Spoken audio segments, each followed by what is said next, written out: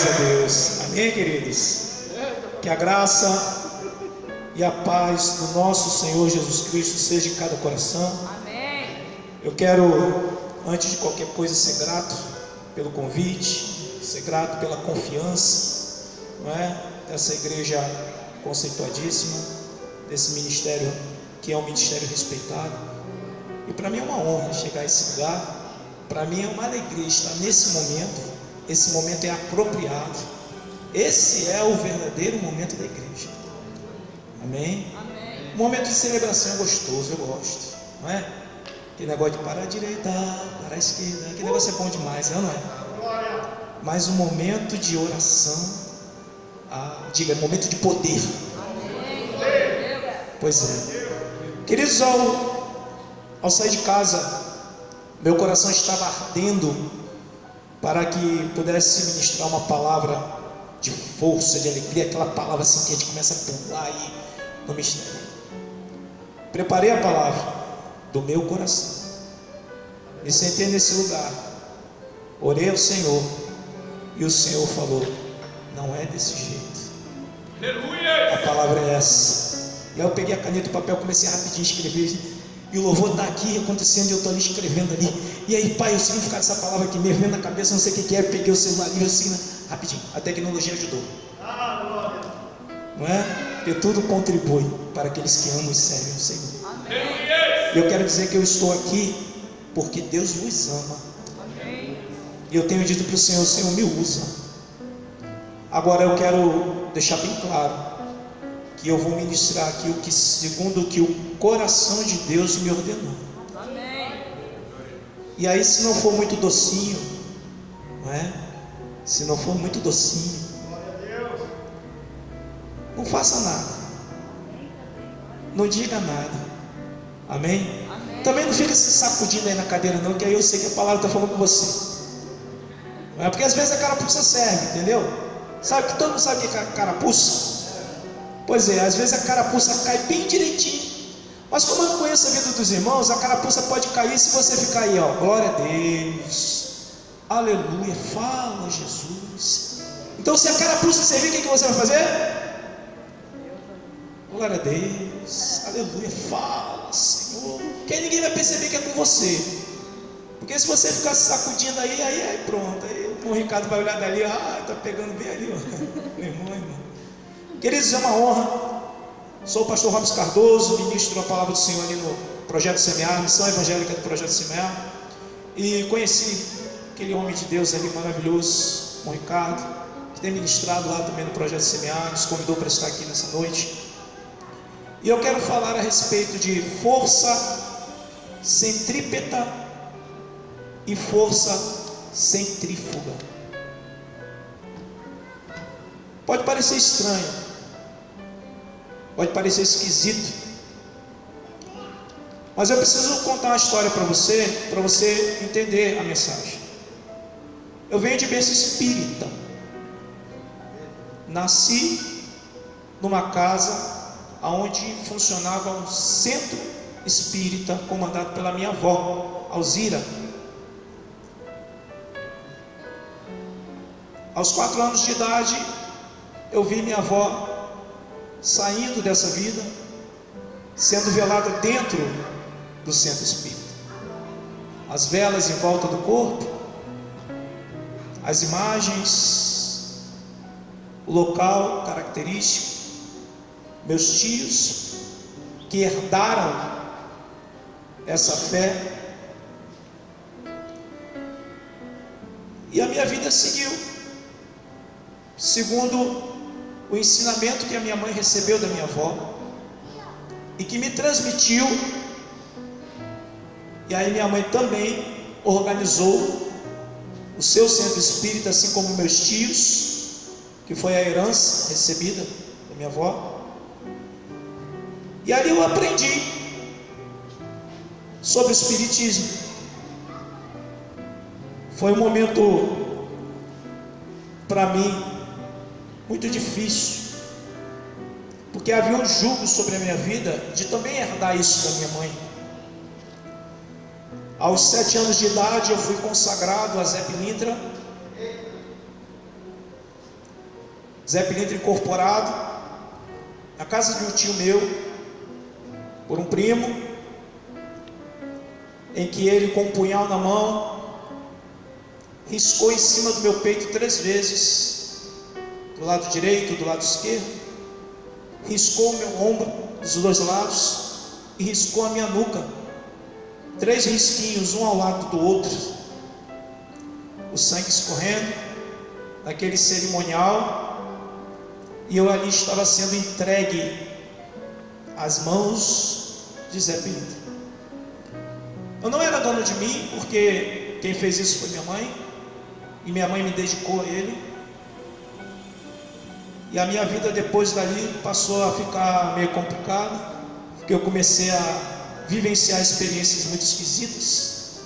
Para um menino de 7 anos é um negócio complicado, e a minha vida passou a ser um sofrimento só. Eu não gostei daquele negócio, não gostava daquele negócio, e hoje eu gosto muito menos.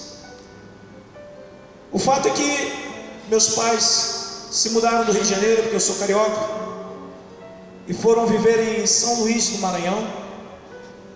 Meu pai era de Marinha, foi transferido para São Luís, minha mãe depois de alguns meses também, eu e minha irmã éramos de menor. E em São Luís do Maranhão as coisas ficaram mais complicadas ainda, porque minha mãe se juntou com pessoas da mesma fé espírita, e eu tinha que dar suporte, porque eu era ogã nesse movimento. Ogã é auxiliar, é tocador de atabaque. O que acontece é que a crise se instaurou de tal maneira que eu fiz uma promessa para mim mesmo, que eu não fiz para o Zé Pilintra. Não conhecia Jesus, mas eu fiz uma promessa para mim mesmo, que ao completar 18 anos eu iria embora de casa e não voltaria mais, porque eu estava insatisfeito com aquilo tudo. Ninguém havia falado de Jesus para mim ainda. Começaram-se conflitos dentro de casa, eu com minha mãe, brigas incessantes, discussões. Minha mãe começou a ter um comportamento fora do normal, envolvida pelos espíritos malignos, comportamentos que eu tenho vergonha de dizer aqui hoje, e para a preservação também da integridade moral da minha mãe, prefiro não dizer. A briga chegou a um estágio complicado, e quando eu completei 18 anos exatamente, que eu recebi o certificado de reservista das Forças Armadas, que eu já estava com a minha identidade, meu CPF na mão, eu disse para minha mãe: estou indo embora. E ela disse assim: você não vai embora. E eu disse para ela: ninguém me impedirá. E ela disse: o Zé Pilintra vai te impedir. E eu sabia que havia uma retaliação contra a minha posição, e eu, escondido pela madrugada, pulei minha janela, levei o aparelho de som que eu tinha, uma televisãozinha portátil, vendi, fui para a rodoviária, comprei a passagem para o Rio de Janeiro, sem volta, escondi a passagem comigo. No dia da viagem eu preparei a minha mala, minha mãe não estava sabendo de nada disso. 2 horas antes da viagem, peguei minha mala às pressas, e do portão eu gritei: mãe, estou indo embora. Em São Luís do Maranhão, no bairro do Anil, perto do estádio Castelão. Ela chegou da porta, olhou, ela disse assim: você não sabe o que te espera. E eu disse: eu vou enfrentar do mesmo jeito. Toquei para a rodoviária, e ela gritou: um dia você vai voltar precisando de ajuda. Eu olhei para trás, sorri e segui meu caminho. E meu pai foi me ver. Ele olhou para mim e disse assim: o que você quer fazer da vida? Eu falei: eu quero ser livre. Eu preciso ser livre. Eu sou escravizado, eu quero ser livre. E aí ele disse assim: tome esse dinheiro, procure um canto para você morar, e eu vou te ajudar a conseguir um trabalho. É isso que eu posso fazer por você. E eu disse para ele: o senhor já está fazendo tudo o que eu preciso, porque eu não queria ficar na casa de ninguém mais espírita. Eu queria ser livre, mas eu não sabia o que era ser livre. Eu nunca fui livre. Minha prima morava no bairro da Baixada Fluminense chamado Belford Roxo, e eu saí da casa da minha prima em direção ao centro de Belford Roxo, e eu do ônibus, sentado pensando: o que vai ser? Não pedi ajuda de Zé Pilintra em momento nenhum das minhas orações, porque eu estava decidido a fazer tudo sem ele. Mas eu tinha medo, porque eu fui ensinado a ser dependente. Eu tinha medo. E eu do ônibus, sentado bem lá atrás, antes de pagar, né, a passagem, porque lá pelo Rio de Janeiro entra por trás, paga a passagem, sai pela frente. Aqui parece que é diferente, né? Em alguns ônibus entra pela frente, sai por trás, né? Certo. Eu sentado lá atrás, passou bem rápido uma placa escrito assim: aluga um quarto para casal sem filho. E alguma coisa me atraiu para aquele endereço. Eu paguei a passagem rápido e gritei: para motorista, para motorista, para motorista. O cara pisou no freio lá, ele pensou que ia acontecer alguma coisa. Eu desci, ele ficou me xingando lá, eu desci. Cheguei no portão, aonde tinha aquela placa: aluga um quarto para casal sem filho. Toquei a campainha, veio um senhor dessa altura, moreno, escuro, cantando uma música que eu nunca ouvi na vida. Que música esquisita que estava cantando, coisa estranha aquela música que ele cantava. Mas ele vinha com as mãos no bolso, tranquilo, parecia que não havia nada no mundo, que a vida dele era a melhor de todas. Eu fiquei admirado com aquela cena. Era um corredor comprido. Ele veio na minha direção, me cumprimentou e falou assim: no que posso ajudar? Eu falei assim: eu vim aqui por causa desse quarto aqui que o senhor está alugando. Ele abriu o portão, me convidou, eu entrei, ficava em cima da casa dele, o quartinho, na direção da salazinha dele de estar. E ali em cima, um cômodo com um banheiro.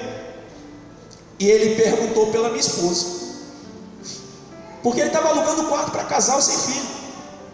Eu falei: você tem esposa? Não, só eu. Não, meu querido, mas eu quero aqui um casal, não quero alugar para um rapaz solteiro. Ele falou: mas eu quero ficar aqui, eu gostei daqui, eu quero ficar aqui.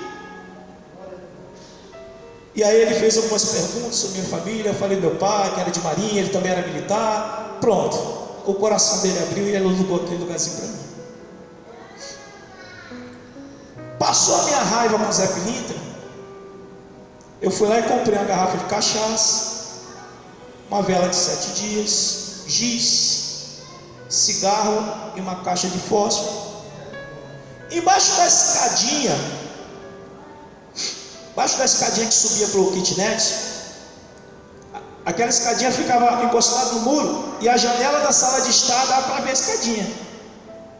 Embaixo da escadinha, de frente para a janela dele, eu risquei o ponto de macumba, coloquei a vela de 7 dias no meio, a garrafa de cachaça, abri a garrafa de cachaça, coloquei no copo a cachaça, comecei a cantar as músicas lá, bater as palminhas, e comecei a fazer isso 6 da manhã, meio-dia e 6 da tarde, porque eu já estava de paz já com o Zé Pilintra, não estava com raiva dele, né?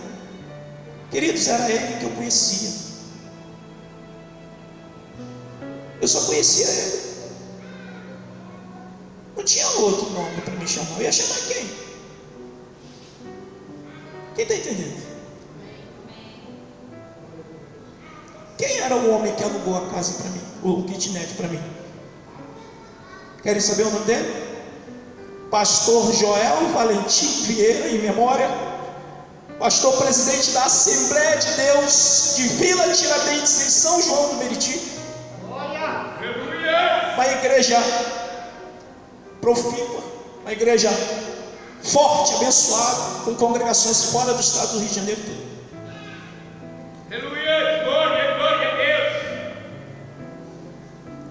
Passado alguns meses, até hoje eu fico imaginando como é que aquele homem aturou aquele ponto de macumba, aquela vela acesa, as minhas palmas ali, 6 da manhã, meio-dia e meia-noite. Eu fico imaginando a mulher dele reclamando no ouvido dele: homem, como vai ser você presidente da igreja e esse ponto de macumba aqui dentro de casa? Até hoje eu imagino o que esse homem ouviu da sua mulher, o semiata.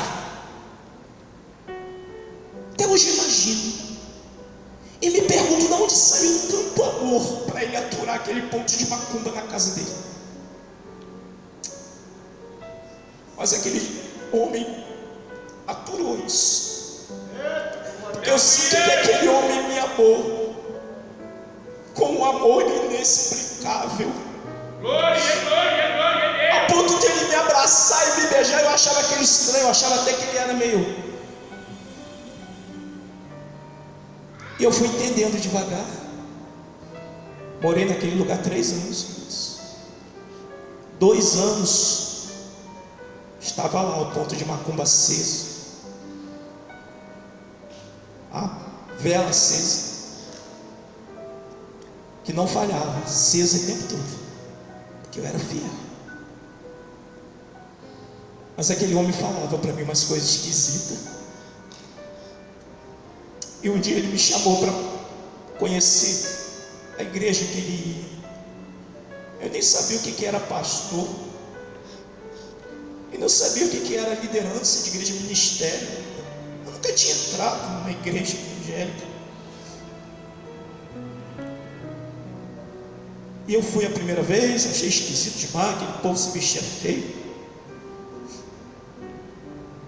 Aí eu fui de novo.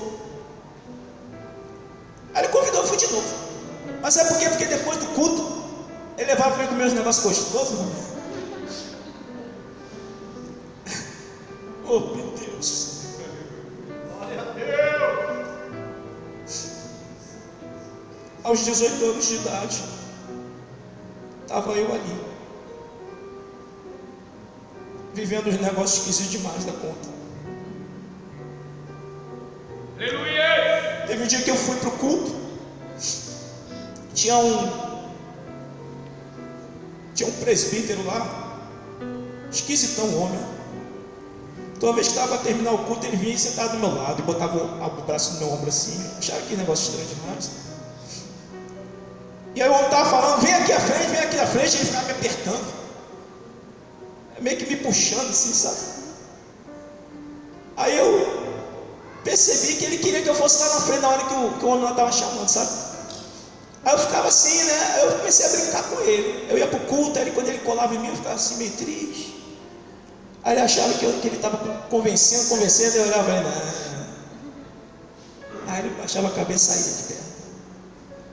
Isso aí foi uns 6 meses, viu? 6 meses assim, eu brincando com ele, achava que eu já estava quebrantado. Eu vou, não. Mas teve um dia, queridos, que eu me senti lá atrás. Uma jovem foi convidada para cantar.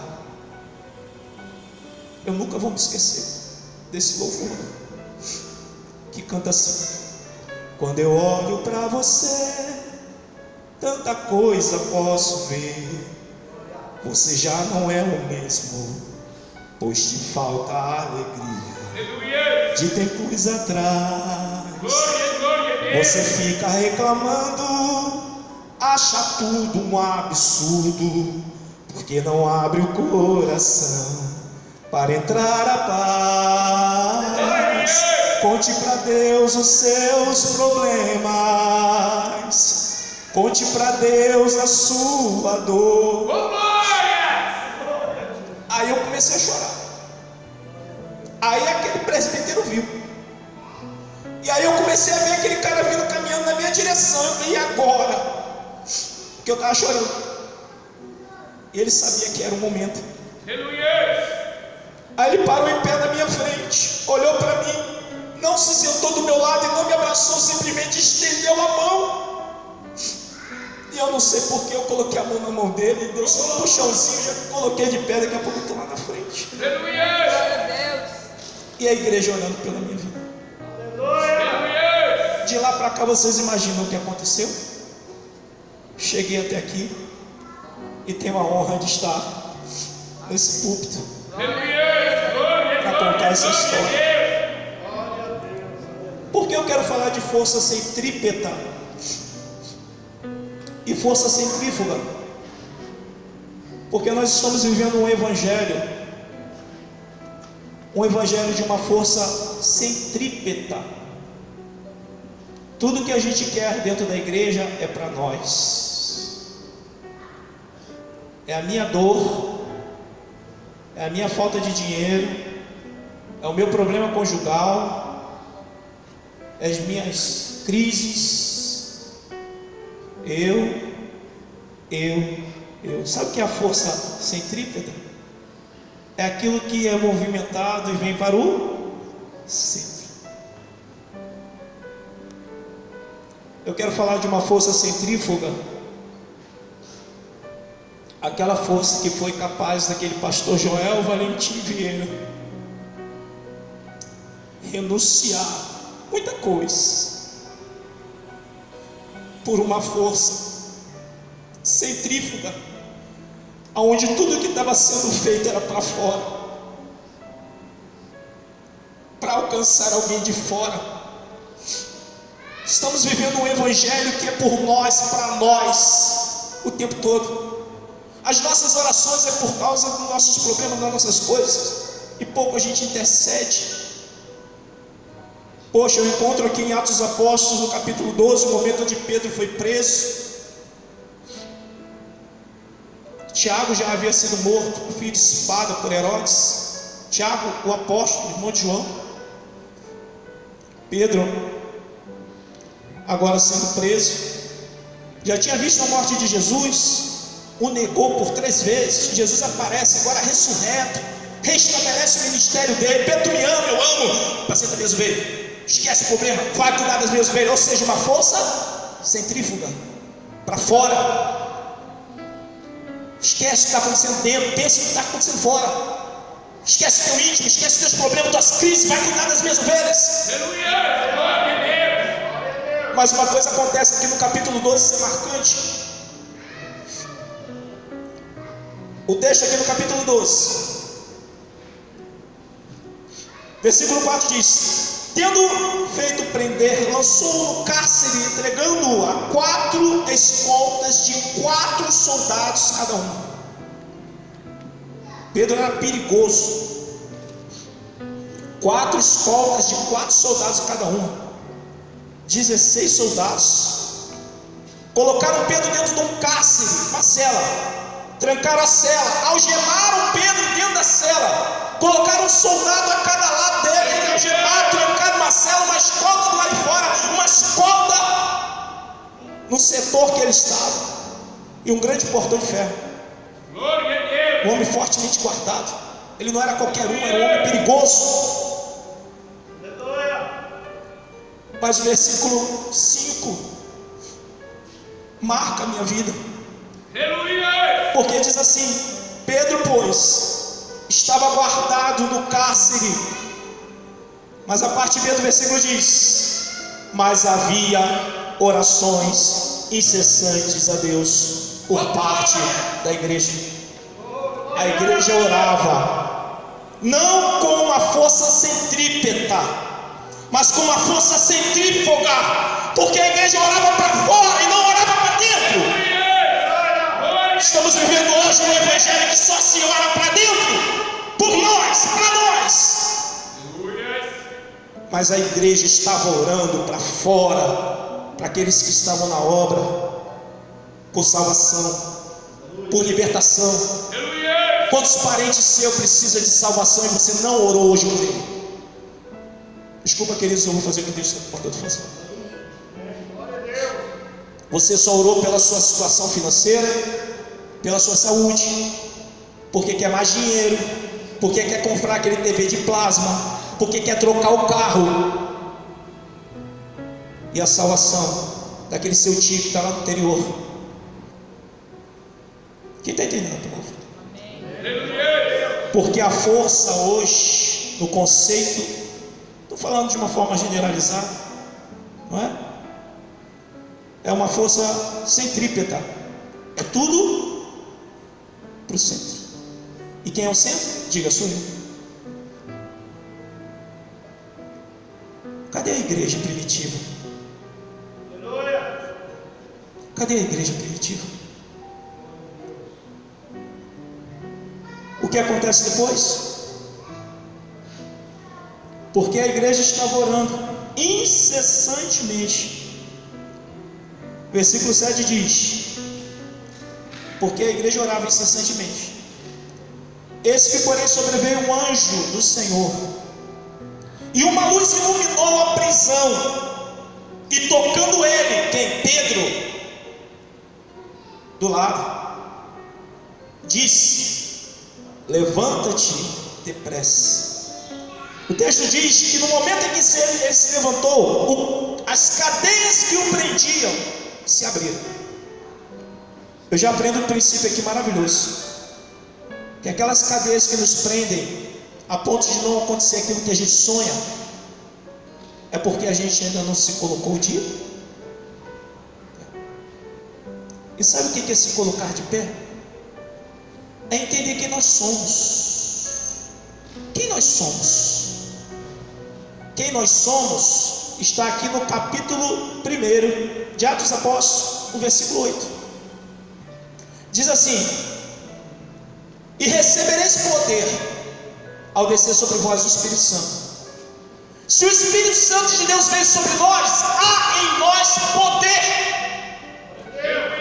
E por que a gente vive resmungando e se lamuriando da vida?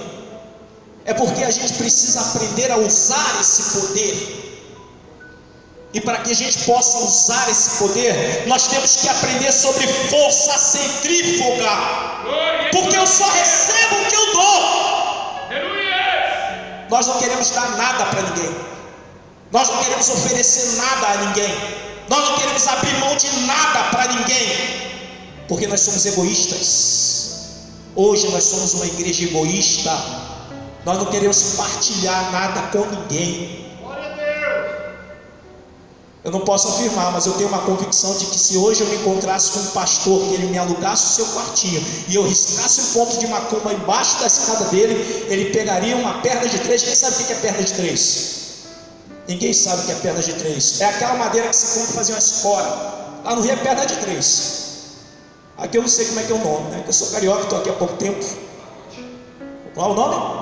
Barrote, pronto. Pegaria um negócio desse aí, acertaria no meu quengo e me botaria para fora de casa.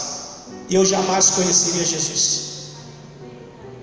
Porque hoje a gente não quer dividir nada com ninguém. E nem o Espírito Santo a gente quer dividir. Mas o Senhor teve misericórdia da minha vida. A palavra do meu Deus está dizendo que quando a gente recebe o Espírito Santo, a gente recebe poder. Sabe o que é poder? Poder é capacidade de agir, é autoridade, palavra de decisão. Sabe o que é poder? É aquele centurião chegar perto de Jesus e dizer: Jesus, olha, lá em casa tem uma pessoa lá que está doente, está precisando de cura, eu sei que tu cura, tu pode me ajudar? E Jesus diz: eu vou lá. Ele diz: não precisa, libera uma palavra, porque ela será curada lá. Sabe o que é isso? É poder. Você sabe o que é poder? É você chegar na casa de uma viúva que só tem uma botijinha de azeite, um pouquinho de farinha, e você dizer: mulher, eu estou com fome, faz um bolo aí para mim. E a mulher dizer: se eu fizer para você, eu vou morrer de fome, meu filho. E aí o homem de Deus diz: não faça para mim, você vai ver o que vai acontecer.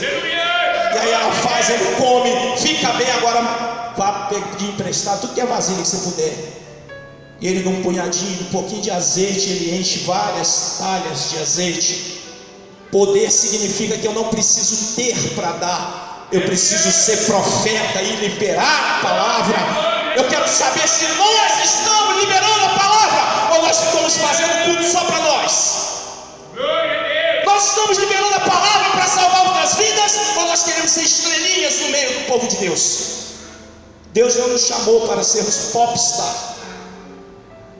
Deus nos chamou para sermos Só pop. Pop é popular. A estrela, que muitos estão achando que é Jesus, estão cantando a estrela da manhã, né? Lá em Apocalipse, o próprio Jesus dizia: eu sou a brilhante, a resplandecente estrela da manhã. Porque a estrela da manhã é Satanás, que está lá, o profeta. Queridos, nós precisamos aprender de força centrífuga. Eu creio, porque aconteceu na minha vida, que a força centrífuga tem mais resultado do que a força centrípeta. E se a igreja, que somos nós, entendermos que temos o poder, nós andaríamos por essa rua de mão estendida. Quando alguém chegasse para reclamar da vida, porque tudo que um crente faz é reclamar da vida. Você chega perto de um crente e está reclamando da vida. É mentira? É chorando de uma coisa, é reclamando de outra, reclamando dos filhos, reclamando do marido, reclamando da mulher, reclamando da igreja, reclamando do pastor. Todo mundo está errado, menos ele, menos ela. Que a igreja não é assim, tinha que ser assado, tinha que ser. Já parou para pensar que é por isso que você não é pastor? E às vezes você quer fazer um negócio que não está na direção de Deus, está na direção do seu coração. O problema é que precisam se levantar pessoas com uma força centrífuga para mudar a história das outras. Irmão, eu estou passando uma situação financeira difícil. Eis que eu profetizo agora na tua vida, em nome de Jesus, uma porta aberta de trabalho, viu? Tu vai trabalhar para não ter mais escassez. Queridos, o Senhor me trouxe aqui essa noite para dizer para você que você está cheio de poder. Talvez você esteja aqui buscando poder, mas você já está cheio de poder. E sabe o que está faltando? Usar esse poder lá fora.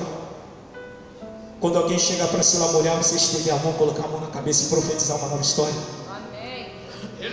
Quando alguém chegar na rua te pedindo dinheiro, você dizer: eu não tenho nem ouro nem prata, mas o que eu tenho te dou, receba agora a libertação. É chegar no meio da tua família. Tudo que a gente não quer é falar de Deus para a nossa família, tudo que a gente não quer, porque a nossa família vai apontar o dedo para o nosso nariz e vai dizer bem que a gente foi, e a gente não tem coragem de confrontar e dizer: eu fui, não sou mais. Isso é poder, queridos, que Deus quer que a gente use. Nós precisamos usar o poder lá fora. Hoje foi cantado aqui, depois do culto,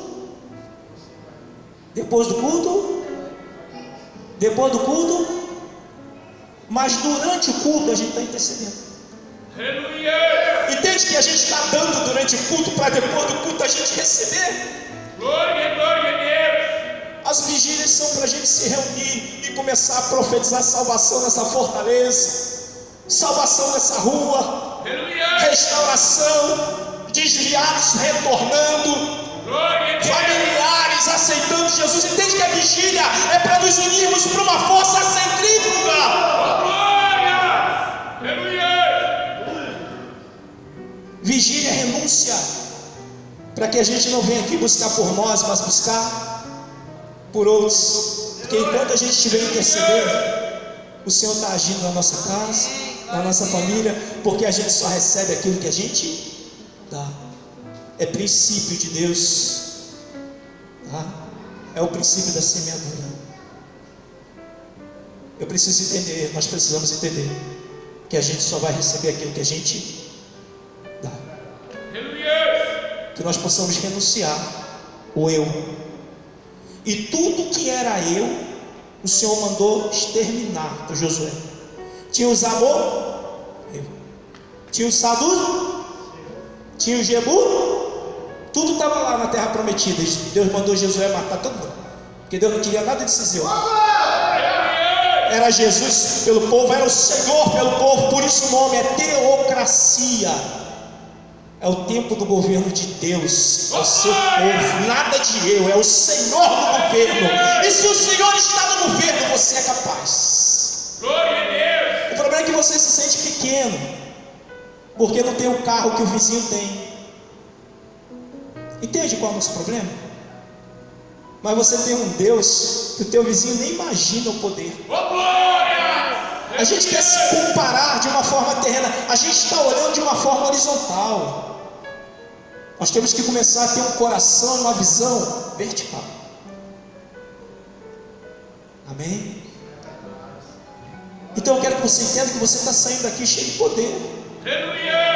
Lá na faculdade, sabe? Difícil falar de Jesus na faculdade, né? Aonde virgindade é banalizada, aonde o cigarro de maconha é tudo e faz do sujeito um playboyzinho. É ou não é? Aonde a prostituição é o que mais está em evidência. Falar de Jesus na faculdade. Tem alguém lá na faculdade que está desviado, e que quando eu vi a palavra Jesus, vai acontecer igual Mateus era coletor de impostos, sim ou não? Lá no Evangelho de Mateus, o próprio Mateus diz assim: tinha um homem assentado na coletoria, ele está falando dele mesmo, chamado Mateus, cujo Jesus passando olhou para ele e disse: segue-me. E ele se levantou e o seguiu. Ele relatando é simples assim. Mas se você for ver o relato de Marcos e João, Marcos e Lucas, o nome dele não é Mateus em Marcos e Lucas. Marcos diz: eis que tinha um homem sentado na coletoria e o nome dele era Levi. Ué, mas por que ele diz que é Mateus? Porque Mateus significa dom de Deus. O nome dele era Levi. E sabe o que um levita tinha que fazer? Cuidar do templo e cuidar do povo judeu. Ele era um publicano. Ele abandonou a sua fé para trabalhar para os romanos e cobrar impostos que ele deveria estar cuidando. Olha, em vez de estar numa força centrípeta, ele estava numa força centrífuga. Por ele, para ele, para o governo romano. Ele tinha que estar cuidando de Deus. O interessante é que Lucas diz o seguinte: estava sentado na coletoria um homem chamado Levi, filho de Alfeu. Agora deu o nome e sobrenome do caboclo. Mas Jesus Cristo chegou lá, olhou para ele e disse: segue-me. E por que ele se levantou para seguir? Porque ele era levita, ele sabia quem estava chamando. Se você sair daqui com a autoridade e poder que você tem e começar a falar o nome de Jesus, aquele Levi, que agora é um publicano, vai ser restaurado pela palavra que você liberar sobre Jesus e vai retornar para a presença do Senhor. Isso é poder, e o poder está sobre os nossos ombros pela pessoa do Espírito Santo do Senhor. Se a gente renunciar só um pouquinho o nosso ego e começarmos a fazer aquilo que nos apraz, falar de Jesus, falar de Jesus, falar de Jesus, essa vigília vai ser pequena. Sabe por quê? Porque vai terminar às 6 da manhã, o povo não vai querer ir embora. Porque nós aprenderemos juntos o valor da força centrífuga. De 1000 quilômetros de raio de ação, alcançando toda essa fortaleza. Você está entendendo isso, querido? Isso é muito sério. Eu sou fruto dessa força. Você imagina quantas pessoas podem ser alcançadas por essa força que você tem, por esse poder que você tem? Que essa palavra possa entrar no teu coração nessa noite, em nome de Jesus. Não vim aqui exortar a igreja em absoluto, queridos. Eu só vim aqui dizer que existem muitas pessoas como eu, precisando do teu poder. Tem muita gente. Eu fui alcançado e estou aqui para pedir ajuda de socorro para esses que vivem como eu vivo. Essa palavra entra no seu coração nessa noite, em nome de Jesus. Muito obrigado pela oportunidade.